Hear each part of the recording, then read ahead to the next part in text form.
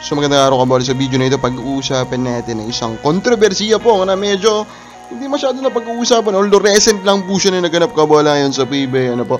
And then of course yung situation po ng Rain or Shine, yan po yung mga pag-uusapan po natin sa video po natin na ito. So hindi pa nakasubscribe, pakipindot naman po yung subscription button. So ang pag-uusapan nga natin po na kontrobersiya is wala na pong iba kundi yung nangyari nga po kay Thomas Robinson kabola at dito po kay Coach Pido Harencio kabola. So ang nangyari nga daw po is that itong si Coach Pido nag-react siya nung nagkakasagutan si Thomas Robinson at yung kanilang team governor na si Ariola kabola. So nag-react siya at saka po yung pumagitna at bumanet, diba?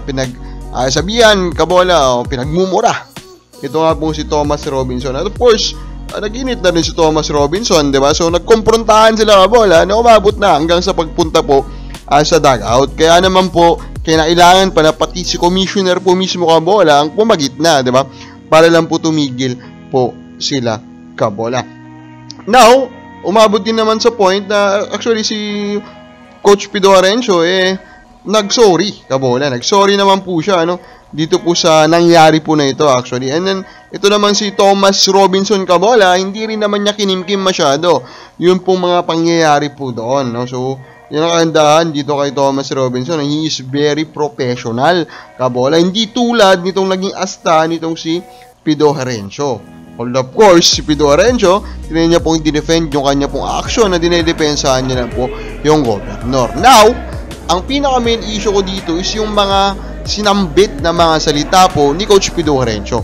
Kasi Coach Pido Harencio po, mga sinambit niya is literal po na death threat. Literal po na death threat kabola yung mga binanggit niya according po sa account po ng mga nandun kabola, diba? Ito lang naman, you are one bullet, I will shoot you later, Happy New Year kabola. That is a grave threat, that is a death threat kabola. So now of course for me that is a big thing, diba? Dinethreat mo, papatayin mo yung tao, yan yung basically sinasabi mo. So now sasabihin natin dapat talagang tignan to ng PBA, diba? Unfortunately kabola, nagkomento lang po si Commissioner Willie Marcial. Then plinay down niya yung situation kabola, diba? Na nagsorry na daw si Coach Pido Harencio, and that's yun is normal lang, no? Na magkainitan dahil sa basketball. Normal lang, so nino-normalize tayo yung death threat. I think that is not fine, diba? Grabe yung pambabanet natin noon dito sa player po ng JRU na currently playing for Northport Batang Pier. Northport Batang Pier po mismo ang kumuha po sa kanya. Nag-east bump pa nga ito pong si Coach Pido Harencio nung na-draft po ito nga pong batang ito kabola. And of course, diba, nanuntok siya. Kaya naman siya natin kinagilitan. Ngayon, kinagalitan siya ng sambayanan. Pero ngayon itong death threat na ito, babaliwalain lang po ng PBA na parang normal lang. So normal lang pala yung death threat, diba? Normal lang na i-threat po yung buhay mo sa totoong buhay, o sa totoong buhay naman talaga to pwede kang kasuhan dyan, pwede kang makulong kabola.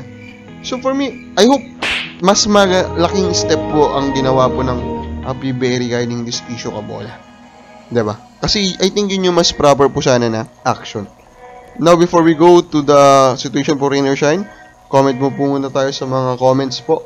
Michael Uro, mas gusto ko Tautua plus Future First ng SMB to Bolic. Wala Tautua plus Future First, I think will not be enough kabola, pero that will be useful pa rin naman para po kay Northport Batang Pier. Alex Prado, kabola, SMB is possible destination for Bolic, especially right now, injury laden teams na. Sa tingin ko, good compliment for Junmar at track sa defense at create open lane inside because of speed factor of Bolic. Yes, of course, knowing the skill set of Robert Bolic, kahit hindi mo na sabihin ng kabola, talagang good fit yan. Kahit anong team pa yan, knowing nga po that he's more than capable 3-point shooting. Napakagandang threat yan. Mga fans lang na mga teams na talunan at ayaw gumasos ang umaalis sa PBA. Talunan? Alaska is not talunan. Kabola, they are one of the top 5 winningest franchises po in the PBA. Kabola, and yes, totoo yan, diba? Kung wala kang financial capacity, hindi ka talaga magtatagal po sa PBA. Kabola, pero at the end of the day, diba? Is it good for the league? That's the question. And now, situation po ng Rain or Shine, simple lang naman po. So, Rain or Shine, sabi ni Coach Yengyao, they're now willing drastic changes after starting as 0-3 kabola. And I think it's time for them to do big changes kabola. Hindi ba? If they want to compete, Kasi for me naman, kung magtatalo po sila, wala din naman sana pong problema yan, diba? Kasi they will just get another high pick, kabola, which will make their future brighter, kabola. Pero overall, mapapatanong ka na lang, nandiyan pa rin naman si James Yap. They can still trade James Yap and get something that it will be valuable for them for the next 3 to 4 years, kabola. Compared kay James Yap na paritiro na. Diba? Like, is James Yap to Magnolia still not possible up to this point? Kabola, diba? Let the guy go home to the team na nagpasikat po sa kanya. At kunin naman po rin o siya yung tama pong kapalit para po doon. Ikaw baka ba sa lagay mo? Panahon na ba para bumalik po si James Yap po sa Pure Foods franchise? Comment lang po sa baba.